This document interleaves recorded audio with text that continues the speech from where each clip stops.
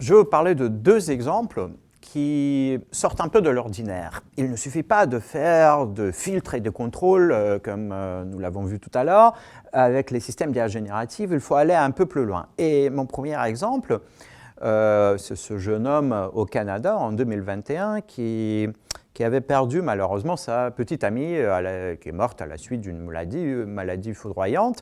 L'exemple canadien est le premier exemple connu de ce type, mais depuis on a vu des exemples comme ça, comme celui-ci également en Chine, aux Pays-Bas et même en France. Alors ce jeune homme qui n'arrivait pas à faire le deuil, n'arrivait pas à reprendre la vie normale après le décès de sa petite amie, il a demandé de l'aide d'un informaticien qui, à l'époque, a pris GPT-3, donc le transformer d'OpenAI, de la société OpenAI qui existait à l'époque, en 2021, et il l'a entraîné sur l'ensemble de textes écrits par cette jeune femme de son vivant. Alors, l'ensemble des mails qu'elle avait rédigés, l'ensemble de ses messages WhatsApp, etc., etc. Et le transformer a commencé à parler un peu comme la jeune femme. Alors, ce Canadien, Joshua, au début, était extrêmement sceptique. Encore une fois, il savait bel et bien que c'était une machine. Il n'était absolument pas en situation de confusion. Il savait que c'était une machine.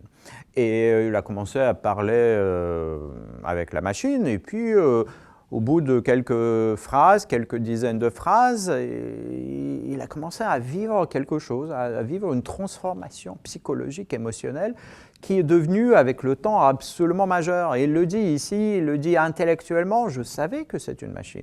Mais ça n'est pas du tout cette connaissance qui compte, ce sont mes émotions qui m'ont transformé. Un exemple qui est quand même un peu problématique, quand je le présente à des étudiants, ils me disent souvent, mais monsieur, on est en train de changer ce qu'il y a de plus fondamental dans la condition humaine, la mort même. Et ne faudrait-il pas interdire cela, quand même? Et vous voyez, c'est le genre de questions qu'on se pose dans des comités d'éthique, comme le Comité national pilote d'éthique du numérique, où j'ai pu rédiger, vous le voyez sur ce slide, des avis sur les agents conversationnels et l'IA générative.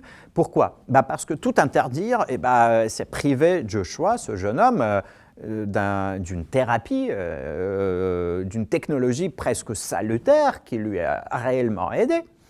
Qui a permis à Joshua de reprendre la vie normale. Et de l'autre côté, ne pas mettre de contraintes, laisser faire, hors de question. Donc il faut inventer des contraintes, il faut mettre des limites, mais quelles limites? Et ce n'est pas la technologie qui va nous dicter le type de limite à mettre. Par exemple, dans les comités d'éthique, on discute de ces limites, c'est la société, à travers ses représentants, qui organise cette discussion-là.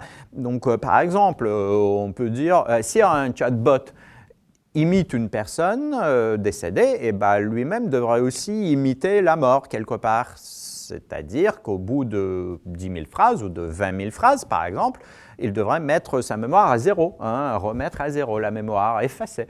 Ça n'est pas une contrainte imposée par la technique. La technique peut durer 10 ans, 20 ans, autant que vous voulez, mais par la société. Et d'autres qui me disent, par exemple, juste pour l'anecdote, non, c'est pas ça l'idée, les bonnes contraintes, c'est que si vous êtes géolocalisé par votre smartphone au cimetière devant la tombe de quelqu'un, la tombe peut vous parler. Si vous vous éloignez, non, c'est fini. Vous voyez, bon, je ne suis pas très d'accord, mais il y a des gens qui pensent que c'est ça la bonne contrainte qu'il faut imposer à travers la loi. Et c'est ce débat-là, justement, qui se passe dans des comités d'éthique comme le Comité national en France.